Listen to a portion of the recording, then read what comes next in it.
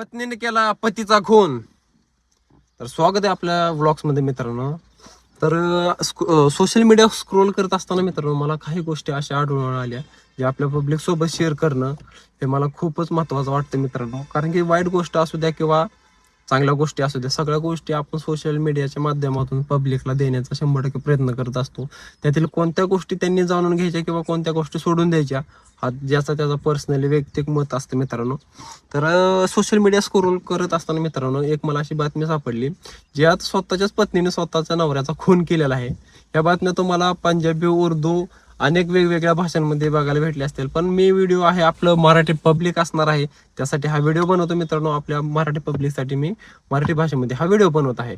उत्तर प्रदेशमधील रेणुकाधाममध्ये ही घटना झालेली आहे मित्रांनो. तर एका महिलेने स्वतःच्याच नवऱ्याला गळा दाबून मारण्यात आलेला आहे. तर गळा दाबून मारण्याच्या अगोदर त्याच्यासोबत काय काय केलं हे जर तुम्हाला जाणून घ्यायचं असेल तर आपल्या चॅनेलला लाईक, शेअर आणि सबस्क्राईब 100% करा आणि आपल्या इंस्टाग्राम आणि फेसबुक आयडीला फॉलो करा.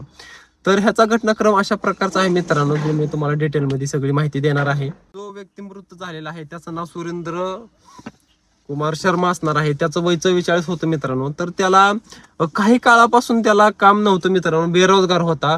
त्याचं 44 वय होतं, त्यामुळे असेल किंवा त्याच्या अगोदरपासून त्याला दारूचं व्यसन होतं. त्यामुळे नवरा बायकोत वाद व्हायचे, हाणामारी देखील व्हायचे. अशा प्रकारचं त्यांच्या म्हणजे घटनाक्रम असा प्रकारचा आहे. त्यामुळे मी हे तुम्हाला डिटेलमध्ये सांगत आहे. 44 वय होतं, त्याला दारू पिण्याचं व्यसन होतं, नवरा बायकोमध्ये सतत वाद होत होते, त्यामुळे नवरा बायकोमध्ये हाणामारी देखील होत होती मित्रांनो. ही हत्या 18 मे रोजी झालेली आहे आणि 26 मे रोजी आरोपी स्वतः रुबी शर्मा ही पोलीस स्टेशन मध्ये जाऊन खोटी तक्रार दिली. ही हत्या साधारणपणे 18 मे रोजी झाली मित्रांनो आणि आरोपी स्वतः रुबी शर्मा हिने पोलीस स्टेशन मध्ये जाऊन 26 मे रोजी स्वतः तक्रार दाखल केली. ही तक्रार दाखल करण्यामागचं सत्य काय असेल तर एक पर्सनली माझं व्यक्तिगत मत सांगतो की हिने ही तक्रार कशामुळे केली असावी की पोलिसांना गुमराह करणे, समाजातील व्यक्तींना गुमराह करणे, या काही गोष्टी तिच्याच बाजूने चालल्यात असं दाखवण्यासाठी हे तिने पाऊल 100% उचलले. हत्या करण्याचा घटनाक्रम कशा प्रकारचा असणार आहे ते मित्रांनो मी तुम्हाला 100% सांगणार आहे. तर 18 मे रोजी पत्नी रुबी याने पती सुरेशसाठी खाण्याची खीर बनवली मित्रांनो आणि त्यात 15 ते 20 गुंगीच्या गोळ्या मिसळल्या. 15 ते 20 गुंगीच्या गोळ्या मिसळल्यानंतर मित्रांनो तो बेशुद्ध झाला आणि त्याचा गळा दाबून हत्या करण्यात आलेली आहे मित्रांनो. सुरेश याला 15 ते 20 गोळ्या खिरीमधून दिल्या, तो बेशुद्ध झाला आणि त्याचा गळा दाबून त्याच्या स्वतःच्याच पत्नीने त्याचा मृत्यू केलेला आहे. घटना क्रमांक 2 असा असणार आहे की स्वतःच्याच मुलीला मित्रांनो काकांच्या घरी पाठवून दिलं की तिला सर्व गोष्टी तिच्या मनासारख्या करता याव्यात, त्या व्यक्तीचा मृतदेह व्यवस्थित खणून त्यामध्ये पुरता यावा म्हणून स्वतःच्याच मुलींना काकांच्या घरी पाठवून दिले मित्रांनो. त्या घरात तिने खड्डा खणला, खड्ड्यात त्याचा मृतदेह टाकला, त्यावरती माती टाकली, त्यावरती प्लास्टर देखील झालं. त्यानंतर ते त्या ठिकाणी फरशी देखील बसली. ह्या गोष्टी संशयास्पद वाटतात मित्रांनो, कारण की एकच व्यक्ती किंवा एक लेडीज एवढ्या सगळ्या गोष्टी कधीच करू शकत नाही. हे इम्पॉसिबल आहे, हे कधीच करू शकत नाही.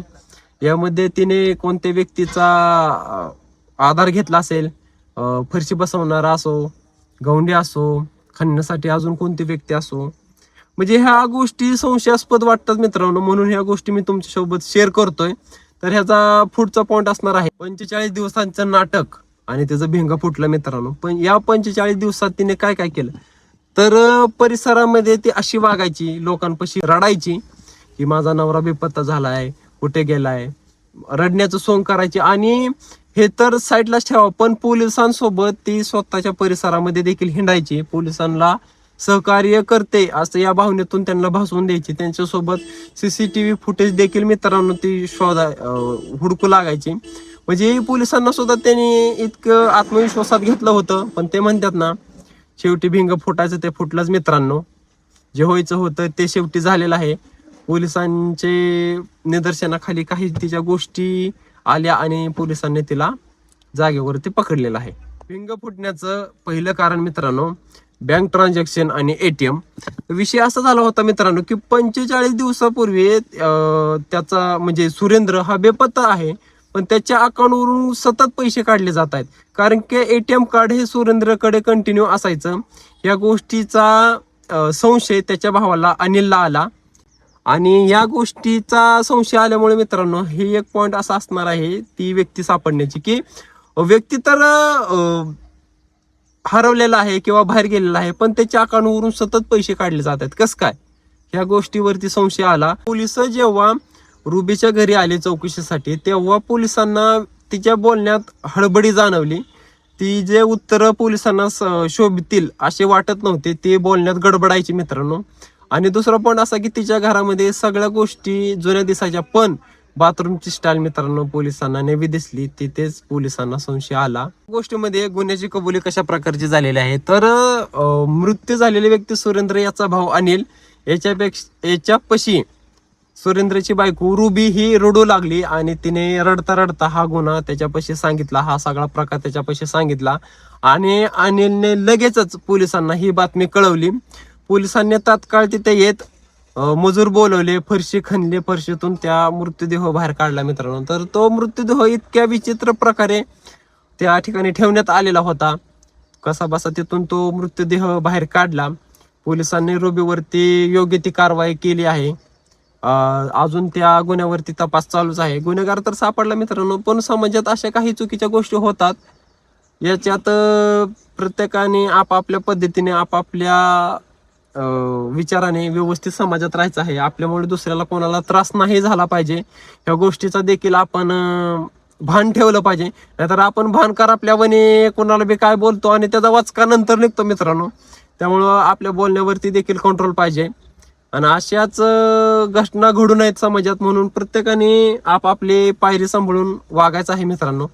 सध्याची स्थिती आणि पोलिसांचा तपास काय म्हणतोय मित्रांनो हे देखील आपल्याकडे अपडेट आहे. तर मित्रांनो ह्या सगळ्या गोष्टी समजल्यानंतर रुबीला तात्काळ अटक करण्यात आलेली आहे. 14 दिवसाचा त्याला कोठडीची शिक्षा देखील देण्यात आलेली आहे. पण मेन पॉईंट असा राहतो मित्रांनो की मृतदेह पुरण्यात हा एकटेच हात असू शकत नाही, हे माझं पर्सनली देखील मत आहे. कारण की मित्रांनो लेडीज मध्ये एवढी कॅपॅबिलिटी नसते किंवा एवढी ताकद नसते की तिने एकटीने एवढ्या सगळ्या गोष्टी करण्यात याव्या. कारण की तिने मृत्यू केला असेल, गुंगीचं औषध खिरीमध्ये दिलेलं असेल, हे ती करू शकते, त्याचा गळा देखील दाबू शकते, हे पण ती करू शकते. पण तो व्यक्ती उचलून खड्डा खणणं, त्या खड्ड्यात तो व्यक्ती टाकणं, त्यानंतर वरती माती ढकलून प्लास्टर करणं आणि त्यानंतर मित्रांनो फरशी लावणं, हे एक व्यक्ती कधीच करू शकत नाही. गडी माणूस असला तरी मित्रांनो हे करू शकत नाही. कारण की फरशी वगैरे थोडीच आपल्याला बसवता येते. प्रत्येकाचं स्किल वेगळं आहे, प्रत्येकाची क्षमता वेगळी आहे. तर ही संशयाची पाल पोलिसांना 100% संशय आलेला आहे मित्रांनो. या घटनेमध्ये एक व्यक्ती नसून भरपूर व्यक्ती असू शकतात असं पोलिसांचा दावा तर आहे मित्रांनो. इथून पुढे इन्व्हेस्टिगेशन केल्यानंतर काही गोष्टी समोर येतील, त्याचा पण अपडेट मी तुम्हाला 100% आपल्या चॅनलवरती देणार. तर असेच नवनवीन व्हिडिओ बघण्यासाठी आपल्या चॅनलला लाईक, शेअर आणि सबस्क्राईब 100% करा आणि आपल्या आपल्या इंस्टाग्राम आणि फेसबुक आयडीला फॉलो करा. तर भेटूयात नेक्स्ट ब्लॉगमध्ये. चला.